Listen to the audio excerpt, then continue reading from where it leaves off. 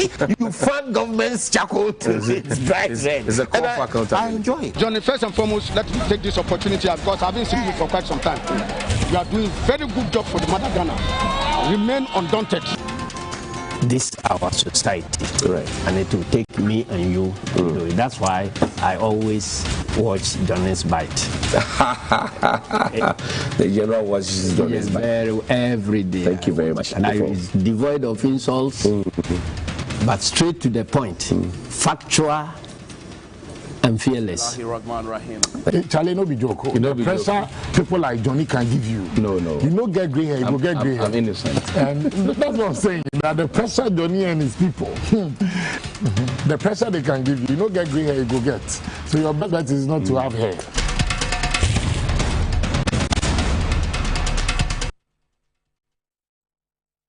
Bismillahirrahmanirrahim.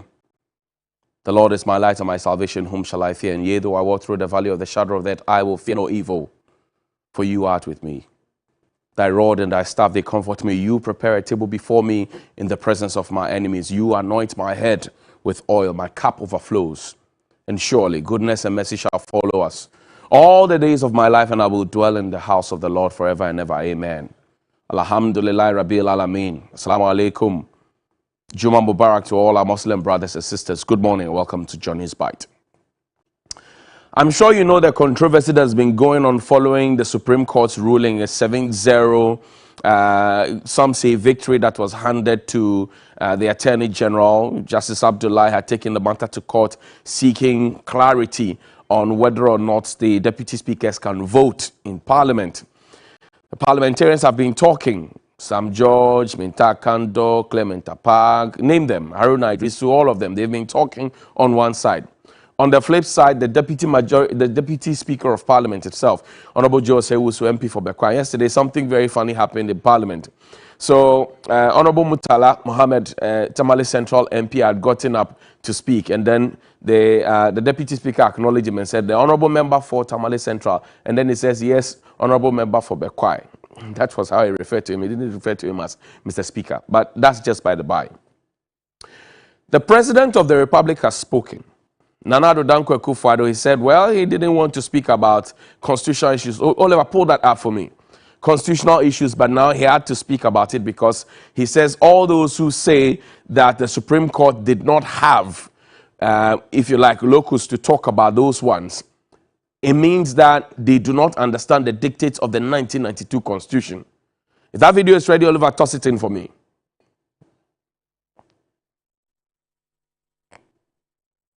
President Nana Addo Dankwa Akufo-Addo, he spoke about this. Open and shut, they're black and white. There can be no dispute about the issues that the gentleman took to the Supreme Court. It is there for anybody who wants to see.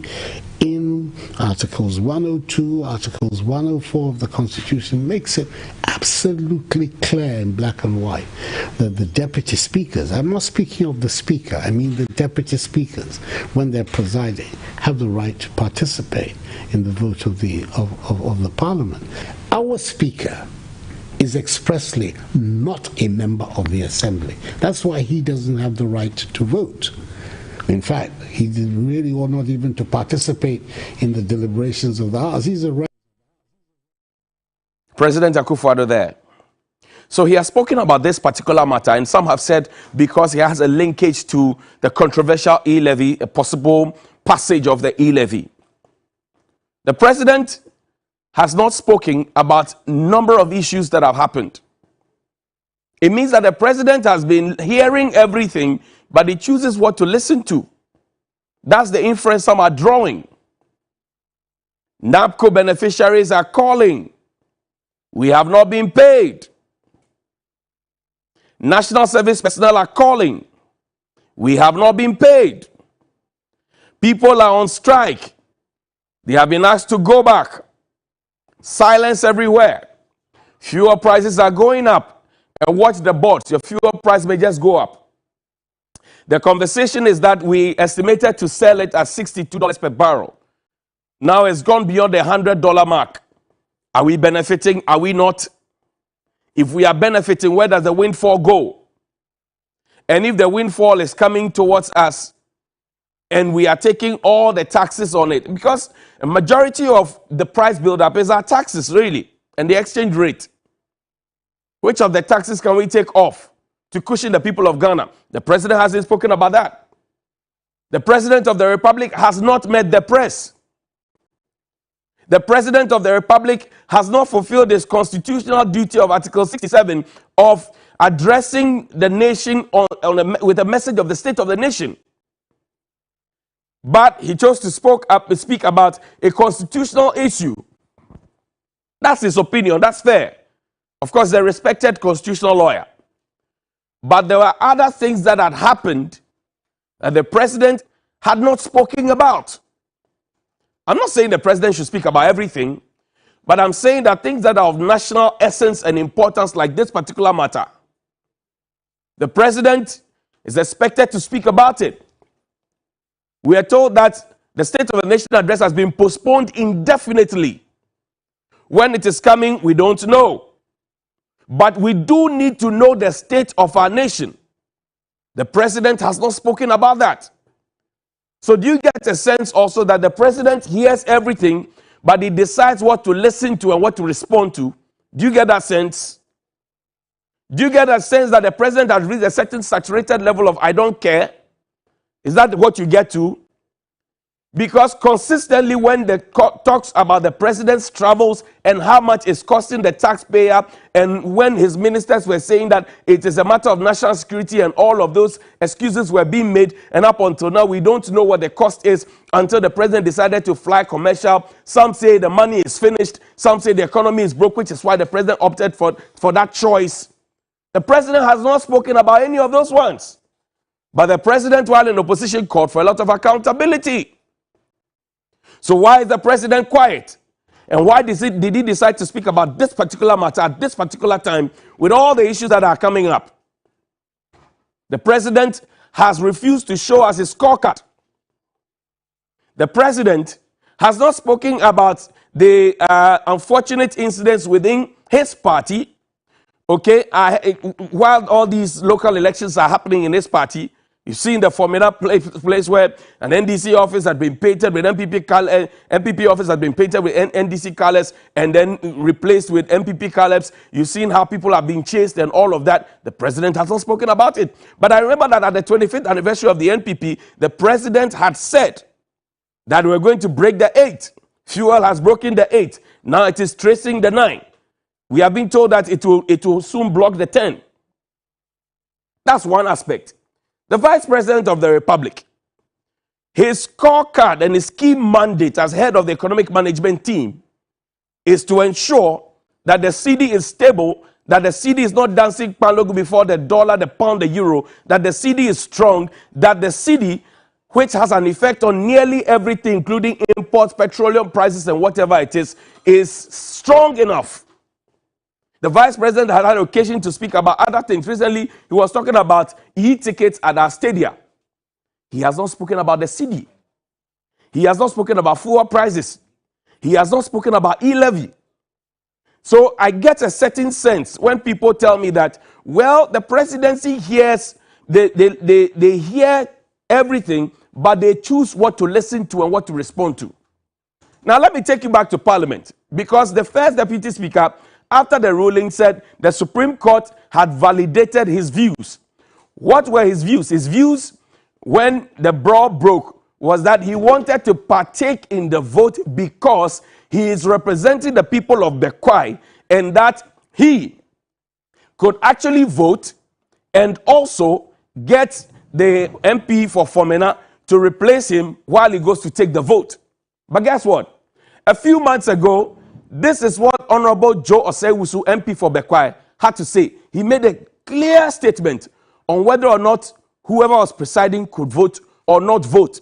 A clear statement as to whoever was presiding, whether that person had what it takes to vote or not to vote. He was clear. This is the same person months ago. I want to play that for you so you juxtapose that to the present decision. And maybe Justice Abdullahi missed it. He could have taken it to court. Play that video for me, Oliver. Well, so essentially, the Honorable Joe Osei-Wusu had said that whoever was chairing or presiding could not vote. I'm told there's a difficulty, a technical difficulty at the back end. But they had said on that occasion that whoever was chairing could not vote. Months ago. It's unfortunate we can't play the video for you. I'm sure we'll find a Monday, I'll play it for you. But the video is ready. Okay, play the video for me. Honourable members, when it comes to the question of voting, it is very clear. Any time any of the deputy speakers or any other member elected to preside is in the chair, that member does not vote. That has never been in dispute. Anytime a member is presiding, either a deputy speaker or a member who by necessity is elected from among members to preside. The truth is one. This was the same man a few months ago. Tone has changed. Is it true that this is an endorsement for the e-levy, whatever it is? I don't know. But I wish you a happy weekend. And while I wish you a happy weekend, I want to greet my friends at the National Health Insurance Authority. The Honorable Member for Dwabusu, Kwabena Minta Akando, is alleging that for 9 months you have not paid service providers for National Health Insurance Scheme and that they are threatening to go on strike. COVID is still around. For 9 months, you have not paid them. And it's not as if you are now going to generate the money. Because for NHIL levy, when you buy a bottle of water from anywhere, it's deducted immediately. When you buy food, it is deducted immediately. So it's not as if we are not going to look for loans or to beg for alms somewhere. NHIL, the National Health Insurance Levy, is deducted instantaneously. If you buy fuel today, it will be deducted right now. If you buy water, it will be deducted. If you go and eat at the restaurant, it will be deducted. So where is that money? And what's the excuse as to why for 9 solid months, these individuals who provide health care for the downtrodden and the poor, and you always find government officials talking about pro-poor policies, we have done more than our opponents, blah, blah, blah, blah, blah. Why has it become difficult for them to pay? NHIS, I'm greeting you. And you know it is under the Office of the Government Machinery. The budget has been increased to over 3 billion. So the question is, and what will be the repercussions for those of us who can't afford to travel outside for medical care? And we want to go to the local clinic with our NHIS blue card. Is there hope and help for us? That's a simple question I'm asking. So if it is broken, fix it. Good morning.